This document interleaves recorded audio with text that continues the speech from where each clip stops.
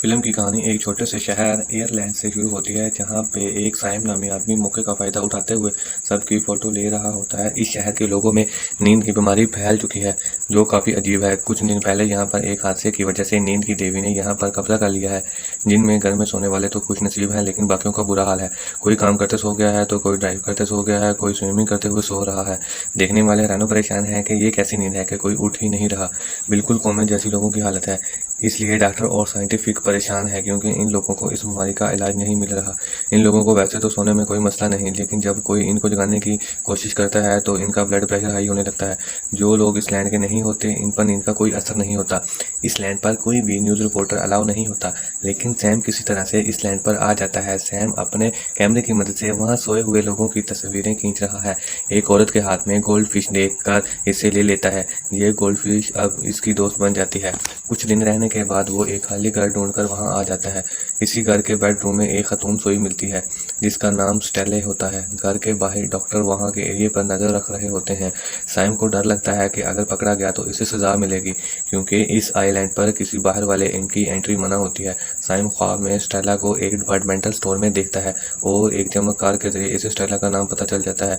कुछ देर बाद स्टेला के साथ गुजारने के बाद वो स्टेला के साथ बाहर चला जाता है।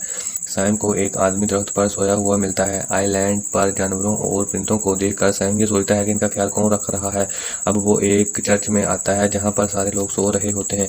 इसके बाद कुछ तस्वीरें बनाने के बाद इसे भी नींद आने लग जाती है। एक बार फिर से सैम के ख्वाब में स्टेला आती है।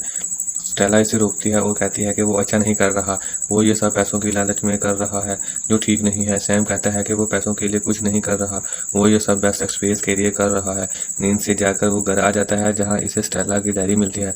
डायरी पढ़ने के बाद वो स्टेला के और ज़्यादा करीब हो जाता है। स्टेला इसे बताती है कि वो सबसे आखिर में नींद का शिकार हुई थी। सबसे पहले इसके पियानो के टीचर को इसे पियानो सिखाते हुए नींद आ गई थी। इसे लगता है कि अगर कोई इसे नींद से जगा देगा तो इसका कलेजा फट जाएगा। सैम ने इससे पूछा इसे नींद कैसे आती थी। स्टेला ने इसे बताया कि वो एक अजीब ख्वाब देख रही थी, वो इसकी गहराई में डूबती चली गई। अगले दिन सैम एक नई जगह पर पहुंच जाता है, जहां वो गुब्बारों से भरी गाड़ी की तस्वीरें लेने की कोशिश करता है।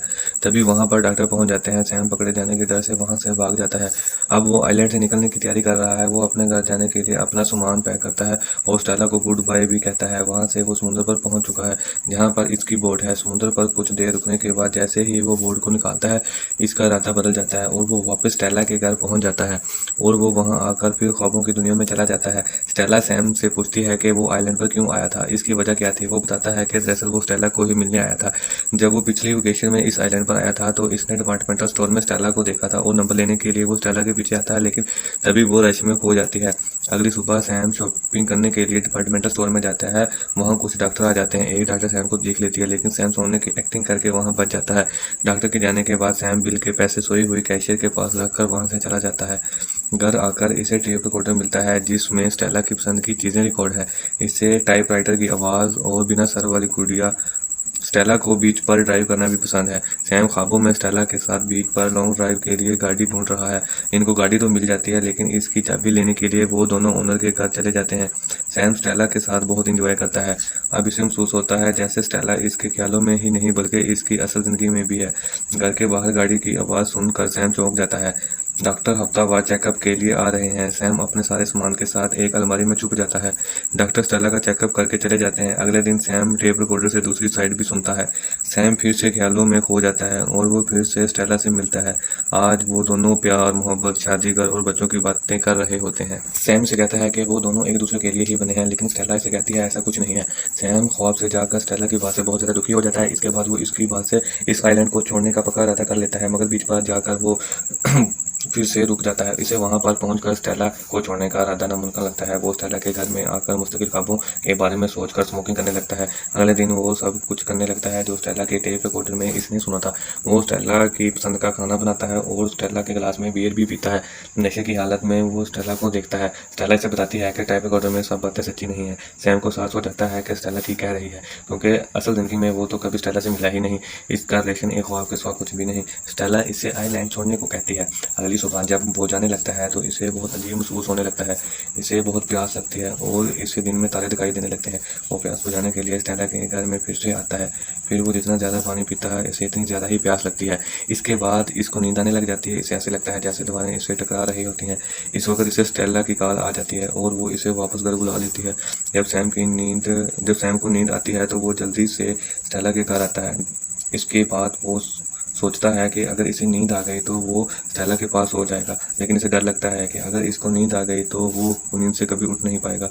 वो सारा दिन टाइपराइटर पर स्टेला के लिए खत लिखता है और आखिरकार रात होते ही इसे भी नींद आ जाती है और वो सो जाता है। इसके बाद कुछ दिनों बाद स्टेला को नींद से जाग आ जाती है और वो इतना ज़्यादा सोने की वजह से इसके जिस्म में बहुत ज़्यादा दर्द हो रही होती है।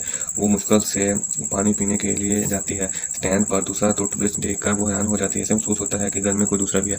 वो लिविंग एरिया में आती है जहाँ पर सैम को सोता हुआ देखकर वो परेशान हो जाती है और उसे जगाने की कोशिश करती है, लेकिन वो नहीं उठ रहा। घर में इसकी पसंद की कुछ चीज़ें मिलती हैं, जैसे बिना सर के गुड़िया और बड़ा सा टेडी बियर। इसको समझ आ जाता है कि सैम ने इसका रिकॉर्डर सुना है। इसको पता चल जाता है कि सैम ने इसकी डायरी भी पढ़ ली है। वो गुस्से में सैम को मारने लगती है। तभी इसे सैम के लिखे हुए कुछ खत मिलते हैं जिसमें सैम ने रिकॉर्डर को सुनने के लिए माफ़ी मांगी थी। इसके अलावा स्टेला के लिए इसने बहुत सारी अच्छी बातें भी लिखी थी। ये सारे खत पढ़कर स्टेला का गुस्सा चला जाता है। इसे महसूस होने लग जाता है जैसे सैम इसे बहुत अच्छी तरह से जानता है और वो भी इसे सालों से जानती है, जबकि वो दोनों इससे पहले कभी मिले ही नहीं थे। अब वो सैम के ख्वाबों में मिल रही है। अब वो दोनों सैम की पसंद और नापसंद दोनों के बारे में डिस्कस कर रहे हैं, बिल्कुल इसी तरह जैसे स्टेला सैम के ख्वाबों में आ रही होती है। स्टेला भी सैम को वैसा ही ख्याल रखती है जैसा सैम ने स्टेला का रखा था। एक सुबह स्टेला उठती है और सैम इसे नींद से जागा हुआ मिलता है।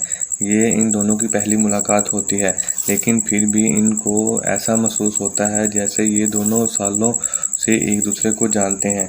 मूवी के आखिर में ये दोनों नींद से छुटकारा पाने के बाद बहुत खुश होते हैं और आखिर में हम देखते हैं कि सैम ने जो गोल्ड फिश ली थी अब वो 2 फिश बन चुकी हैं, ठीक वैसे ही जैसे सैम को स्टेला मिली और वो 1 से 2 हो गए।